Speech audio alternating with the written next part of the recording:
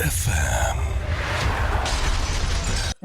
আজকে যে গল্পটা তোমাদের শোনাতে চলেছি সেটা শুধু একটা ভূতের গল্প নয়, এটা একটা অভিশাপের ইতিহাস, একটা পরিবারের লুকানো পাপ আর এক মৃত মানুষের প্রতিশোধের করুণ চিৎকার। রাতে ঘর অন্ধকার করে বসো, দরজা জানালা আটকে দাও, আর মনে রেখো এই গল্পের একটা অংশ হয়তো তোমার জীবনেও মিল খুঁজে পাবে। গল্পের নাম মৃত মানুষের শেষ রাত, অর্থাৎ মারা যাওয়া মানুষের শেষ রাত। চলো গল্পটি শুরু করা যাক। রাত তখন ঠিক 1:42। গ্রামের শেষ মাথায় পুরনো একটা রাস্তা, যেখানে রাতে কুকুরও হাঁটে না।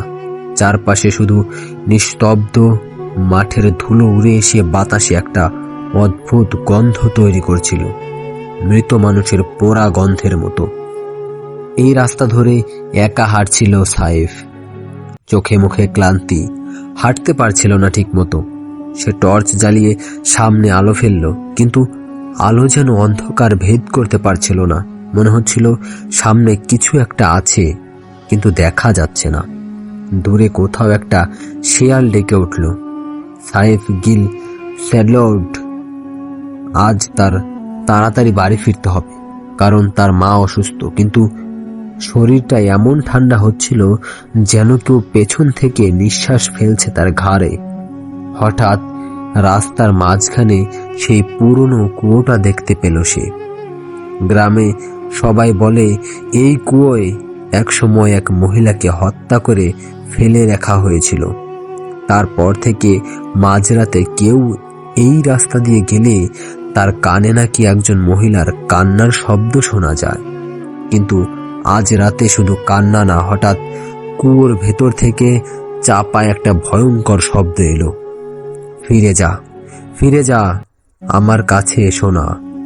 সাইফ থমকে দাঁড়ালো, তার গলা শুকিয়ে গেল, হাত কাঁপছে, টর্চটা ধরা যাচ্ছে না ঠিক মতো।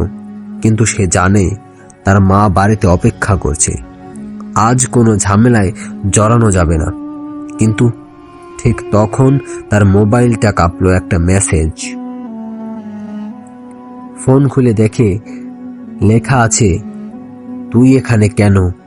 আমি তোকে দেখতে চাই না, ফিরে যা। বার্তাটা এসেছে তার মৃত বন্ধু রায়হানের নম্বর থেকে, যে রায়হানের লাশ 3 দিন আগে এই রাস্তার কুয়োর পাশেই পাওয়া গিয়েছিল। সাইফ যেন দম বন্ধ হয়ে গেল, তার চোখ বড় বড় হয়ে উঠল, গলায় কথা আটকে গেল। ঠিক তখনই রাস্তার শেষ মাথার পুরনো বটগাছের নিচে কেউ দাঁড়ানো। না, সে কেউ না, শরীর নেই, শুধু মাথা। আর সেই মাথাটা ধীরে ধীরে উল্টো দিকে ঘুরে সাইফের দিকে তাকালো। তার ঠোঁট নড়ছে না, কিন্তু সাইফের মাথার ভেতর কথা ঢুকে গেল, তুই কেন আমাকে বাঁচাতে আসলি না? কেন আমাকে মরতে দিলি? সাইফ হঠাৎ দৌড়াতে শুরু করলো, কিন্তু রাস্তা যেন ফুরাচ্ছে না, বাতাস ভারী হচ্ছে। পেছনে কারো কর্কশ নিঃশ্বাস শুনতে পাচ্ছে। তার ছায়া পেছন থেকে বড় হতে হতে রাস্তার উপর লম্বা হয়ে যাচ্ছিল, যেন ছায়াটা মানুষ না, একটা প্রাণী। একসময় দৌড়াতে দৌড়াতে সাইফ এক বাড়ির সামনে এসে পড়ে। বাড়িটার নাম মোল্লার বাড়ি।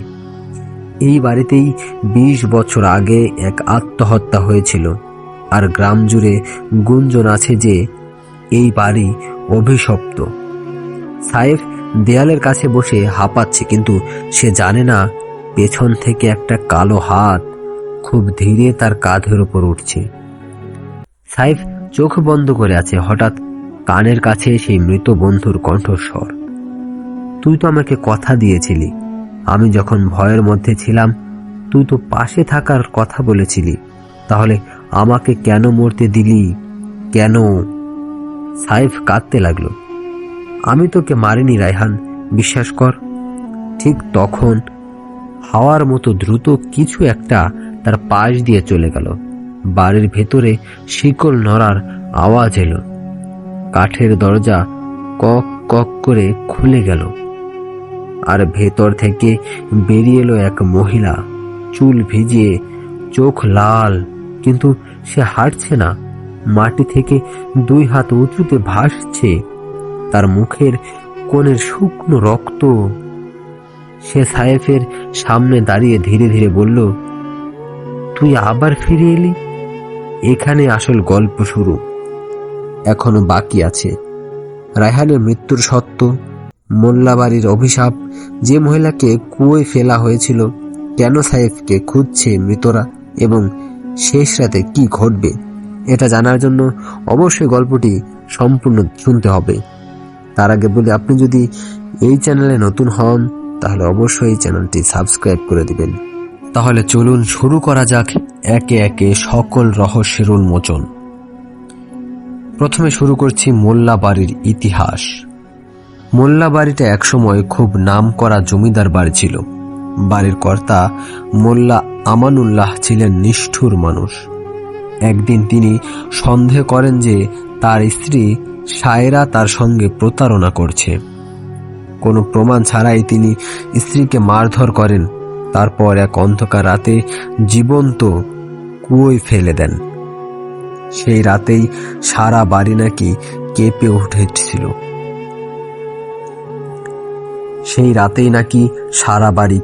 উঠেছিল। দরজা জানালা নিজেরাই খুলে যাচ্ছিল। বাড়ির লোকজন একে একে পাগল হয়ে যেতে থাকে। সায়রার আত্মা নাকি এখনো ন্যায় চায়। আর আজ সাইফ সেই বাড়ির সামনে দাঁড়িয়ে। বাড়ির ভেতরে ঢুকতেই সাইফ দেখল দেয়ালে রক্ত দিয়ে আঁচড়ানো, আমাকে বাঁচাও। বাতাস নেই, তবুও পর্দা নড়ছে। ছাদের ওপর দৌড়ানো শব্দ। হঠাৎ একটা বাচ্চা মেয়ের হাসি, কিন্তু মেয়েটা রুমে নেই। হাসি ঝুলছে বাতাসে। সাইফ টর্চ ফেলে দেয়। বাতাসে ঠান্ডা জমে যাচ্ছে। অন্ধকারের ভেতর থেকে কেউ বলল, তুই মানুষ না, তুই পাপী। দরজার দিকে দৌড়াতে যাবে, ঠিক তখনই সিঁড়ির ওপর রায়হানের ছায়া দাঁড়িয়ে। তুই আমাকে ফেলে পালালি? সাইফ কাঁদছে। আমি পালাইনি, আমি জানতাম না তোর কি হয়েছে। হঠাৎ পুরো বাড়ির আলো নিভে গেল। চারপাশে শুধু শ্বাসের শব্দ। রায়হানের মৃত্যুর সত্য। রায়হান আসলে দুর্ঘটনায় মারা যায়নি। রাতের বেলা দুজন মিলে এই রাস্তা দিয়ে আসছিল। তারা কুয়োর পাশ দিয়ে যাওয়ার সময় রায়হান কিছু একটা দেখে ভয় পায়। সে দৌড়াতে থাকে, আর সাইফ পেছন থেকে ডাকে, কিন্তু সে বুঝতে পারেনি সায়রার আত্মা রায়হানের পেছনে লেগেছিল। রায়হান চিৎকার করছিল, সাইফ বাঁচা, আমাকে ধর। কিন্তু সাইফ ভয় পেয়ে পিছিয়ে যায়। রায়হান পড়ে যায় কুয়োর পাশে, আর সে অন্ধকার হাত তাকে টেনে নেয়। মরার আগে রায়হান শুধু একটাই কথা বলেছিল, তুই আমাকে ছেড়ে গেলি। সেই অবহেলা আজ সাইফের দিকে আগুনের মতো ফিরে এসেছে। এবার সায়রার প্রতিশোধ। বাড়ির ভেতর হঠাৎ কয়েকটা ছায়া দেখা গেল। দেয়ালের ওপর থেকে নেমে আসছে, মেঝের ওপর দিয়ে হামাগুড়ি দিয়ে এগিয়ে আসছে। বাড়ির গভীর কোণে সাইফ একটা পুরনো রুম খুঁজে পেল। দরজা বন্ধ করে দিল। রুমের ভেতর ধুলো জমে থাকা ডায়েরির পাতায় লেখা, আমাকে মেরে ফেললেও আমি ফিরে আসব। আমার মৃত্যুর সাক্ষী কেউ রক্ষা করতে পারবে না। রুমের ভেতরে ধুলো জমে থাকা ডায়েরির পাতায় লেখা, আমাকে মেরে ফেললেও আমি ফিরে আসব। আমার মৃত্যুর সাক্ষী কেউ রক্ষা পাবে না। হঠাৎ ডায়েরির ভেতর থেকে রক্ত পড়তে শুরু করলো। সাইফ ভয় পেয়ে ছুঁড়ে ফেলল। ঠিক তখন মেঝে থেকে একটা কণ্ঠ, আমি বাঁচতে চেয়েছিলাম। সায়রা বেরিয়ে এলো, চুল মাটিতে গড়িয়ে, শরীর ভাঙা, কিন্তু তার চোখ জ্বলছে। সে হাত বাড়িয়ে বলল, তুইও আজ মরবি।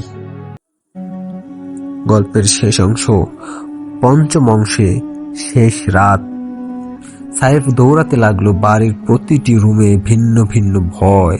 এক রুমে শিশু কাঁদছে, এক রুমে লোকের মাথা টেবিলের ওপর, এক রুমে একটা মানুষকে আগুনে পোড়ানো হচ্ছে কিন্তু সে চিৎকার করছে না। বাড়ির মাঝখানে একটা বড় হলরুম, হলের মাঝখানে রায়হানের মরদেহ, শুকনো, চোখ খোলা, ঠোঁট কেঁপে ওঠে।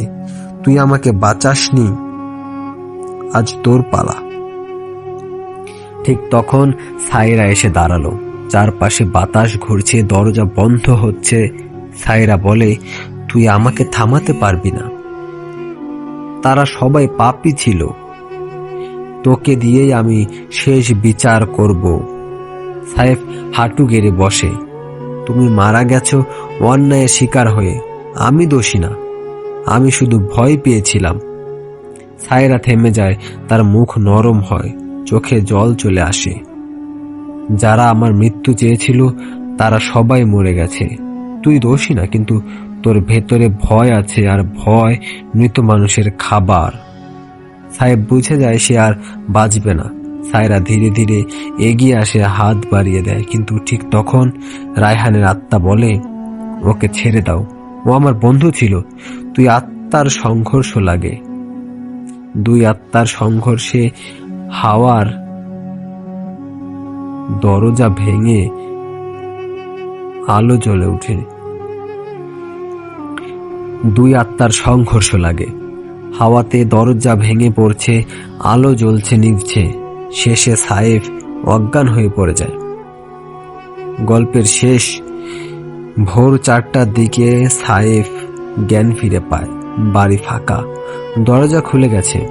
সে বাইরে বেরিয়ে দেখে আকাশে হালকা আলো, রাস্তা নিস্তব্ধ, কিন্তু কুয়োর কাছে থামতেই সে দেখল কুয়োর পানিতে কারো মুখ। রায়হানের মুখ হাসছে, আর ধীরে ধীরে মুখ খুলে বলল, বন্ধু তুই আমাকে ভুলিস না। সাহেব দৌড়ে বাড়ির দিকে পালায়, সে বেঁচে গেছে, কিন্তু রাতে ঘুমালে তার ঘরের কোণে দাঁড়িয়ে থাকে এক ছায়া, কখনো রায়হান, কখনো সায়রা, কারণ সেই রাতের সঙ্গী অভিশাপ এখনো তার পেছনে।